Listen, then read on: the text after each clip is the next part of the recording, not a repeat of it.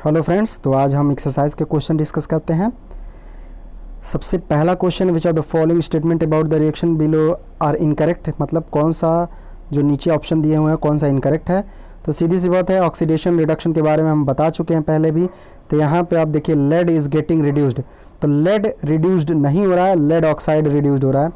Carbon dioxide is getting oxidise, तो carbon dioxide is getting oxidise नहीं, carbon getting oxidise, क्योंकि carbon में oxygen add हो रहा है और यहाँ पे लेड ऑक्साइड में ऑक्सीजन निकल जा रहा है। जब ऑक्सीजन निकलता है तो रिड्यूस हो जाता है और ऑक्सीजन ऐड होता है तो ऑक्सीडेशन हो जाता है। ठीक है, तो इसका मतलब पहला वाला ऑप्शन ही इनकरेक्ट है, ए एंड बी।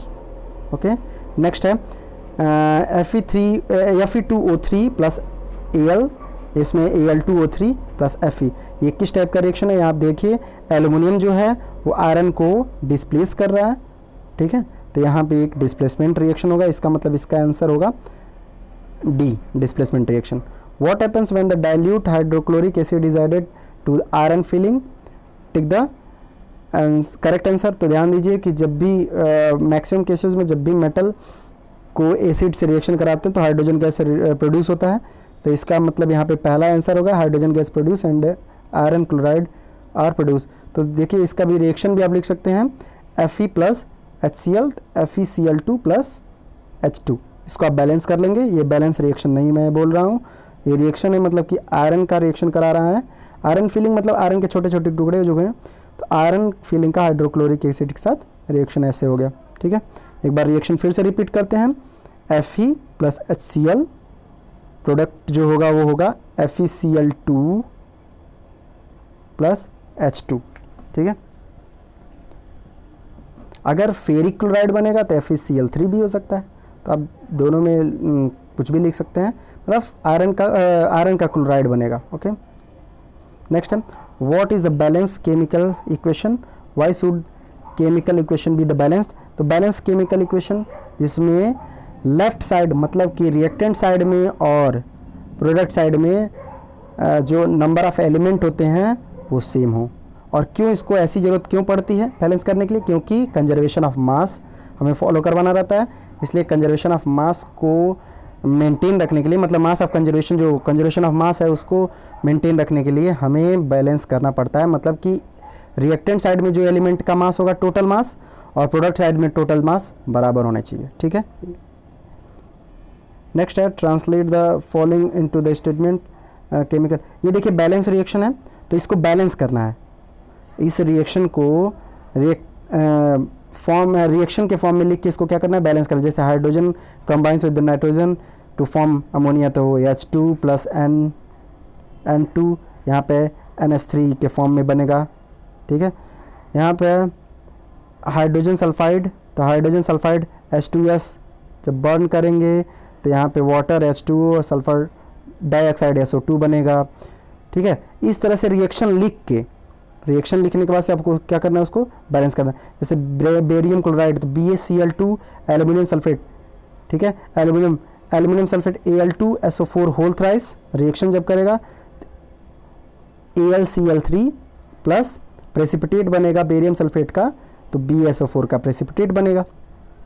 उसी तरह से पोटेशियम K का रिएक्शन है H2O के साथ होगा, तो KOH प्लस हाइड्रोजन H2।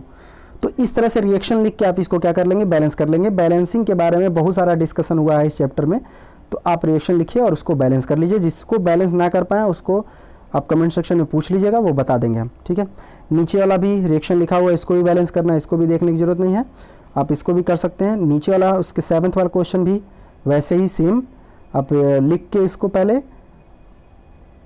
इसको रिएक्शन के फॉर्म में लिख के और हम क्या कर लेंगे? उसको बैलेंस कर लेंगे। 8th क्वेश्चन में भी आइडेंटिफाई करना है कि वो किस टाइप का रिएक्शन है इन ईच केसेस। तो देखिए पोटेशियम ब्रोमाइड और बेरियम आयोडाइड बन रहा है क्या? पोटेशियम आयोडाइड और बेरियम ब्रोमाइड। तो आप इसको पहले रिएक्शन के फॉर्म में लिखेंगे, उसके बाद यहाँ पे देखिए डबल डिस्प्लेसमेंट हो रहा है। ठीक है, क्या हो रहा है? डबल डिस्प्लेसमेंट हो रहा है। आयोडीन जाके पोटेशियम के साथ रिएक्शन अटैच हो रहा है और ब्रोमीन जो है बेरियम के साथ अटैच हो जा रहा है, तो यहाँ पे स्विच हो रहा है आपस में, तो यहाँ पे हो जाएगा double displacement reaction. Zinc carbonate 2 part में टूट रहा है, तो यहाँ पे डिकम्पोजिशन रिएक्शन। हाइड्रोजन और क्लोरीन आपस में ऐड हो रहे हैं तो कॉम्बिनेशन रिएक्शन हो गया। मैग्नीशियम क्लोराइड HCl के साथ रिएक्शन कर रहा है तो यहाँ पे मैग्नीशियम क्लोराइड प्लस H2, तो यहाँ पे आपके देखिए डिस्प्लेसमेंट रिएक्शन हो गया। ओके, तो ये चारों तरफ के रिएक्शन है, आप इसको लिख के बता देंगे। तो what does one mean exothermic and endothermic reaction, give the example. इसके बारे में डिस्कस किए हुए हैं और इसका रिएक्शन भी लिखे हुए हैं, जब चैप्टर डिस्कस कर रहे थे तो वहाँ से आप लिख सकते हैं। एंड पहले आपको थोड़ा सा इसके बारे में बता दें फिर से। एक्सोथर्मिक रिएक्शन में हीट या एनर्जी रिलीज होता है, एंडोथर्मिक में हीट एनर्जी का रिक्वायरमेंट होता है रिएक्शन परफॉर्म करने में। Why is a respiration considered as an exothermic reaction, explain.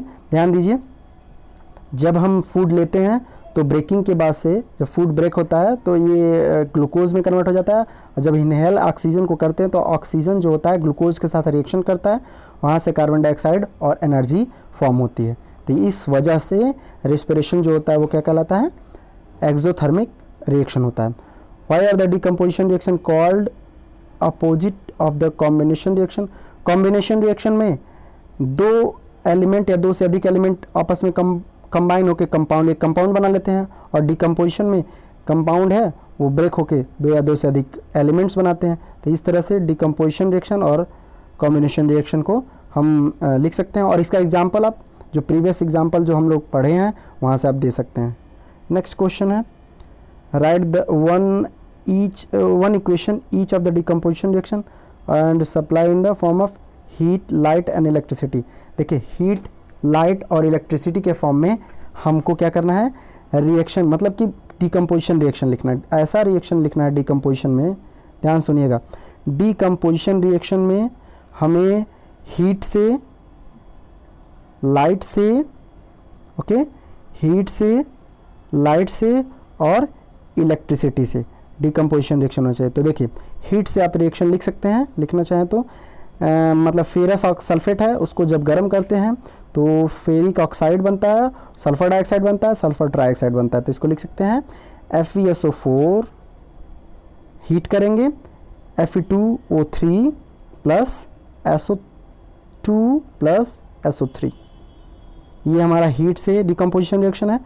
अब देखिए, लाइट से सिल्वर क्लोराइड को जब लाइट जैसे सिल्वर क्लोराइड पे पड़ता है उसमें सिल्वर और क्लोरीन अलग अलग हो जाता है, ठीक है। तो AgCl2, इसमें जब लाइट पड़ेगा तो Ag plus Cl2। Decomposition reaction electricity से आप लिख सकते हैं एल्युमिनियम ऑक्साइड Al2O3, इलेक्ट्रिसिटी जब सप्लाई करते हैं इसमें, इस एक्वा सोल्यूशन में, तो इसमें क्या हो जाता है, एल्युमिनियम और ऑक्सीजन अलग हो जाता है। ओके, तो यहाँ पे Al प्लस O2 बन जाएगा।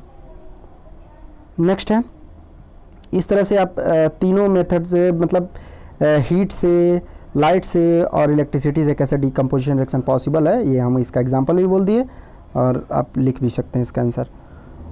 What is the difference between the displacement and double displacement reaction, इसके बारे में हम लोग चैप्टर में डिस्कस किए हुए हैं, वहाँ से वही आंसर सेम होगा, डिस्प्लेसमेंट और डबल डिस्प्लेसमेंट रिएक्शन, और उसका एक एक एग्जाम्पल आप लिख देंगे। नेक्स्ट है रिफाइनिंग ऑफ द सिल्वर। देखिए, इसमें देखिए, सिल्वर नाइट्रेट सोल्यूशन में सिल्वर को क्या करना है, रिकवर करना है उससे, और किससे डिस्प्लेसमेंट करवाना है, कॉपर से।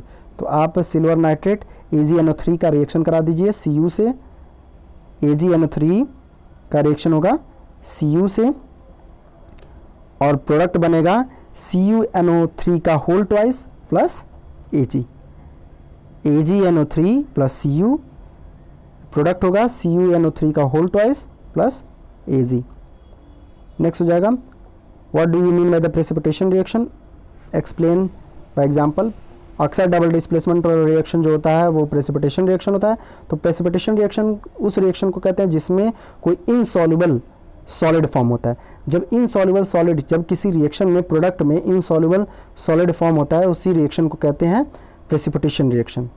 नेक्स्ट है, explain the following in terms of the gain और loss of oxygen with 2 example each. Oxidation reduction के लिए आपको एग्जाम्पल लिखने हैं, जो कि ऑक्सीडेशन रिडक्शन बताया गया, वहाँ से आप लिख सकते हैं, और एक पर्टिकुलर वीडियो बनाएंगे उसके पे ऑक्सीडेशन रिडक्शन पे, वहाँ से भी आप देख लेंगे तो हो जाएगा, ठीक है। और लेकिन जितना बताया गया इस चैप्टर के लिए, जितनी ज़रूरत है उतना बता दिया जा चुका है, तो वहाँ से आप देख सकते हैं।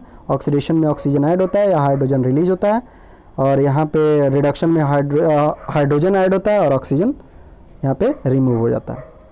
ठीक है, यहाँ पे साइनी ब्राउन कलर का एक एलिमेंट है एक्स, जिसको हीट करने ब्लैक कलर का कोई प्रोडक्ट बनता है, तो बताना है कि कौन सा एक्स होगा और कंपाउंड कौन सा होगा।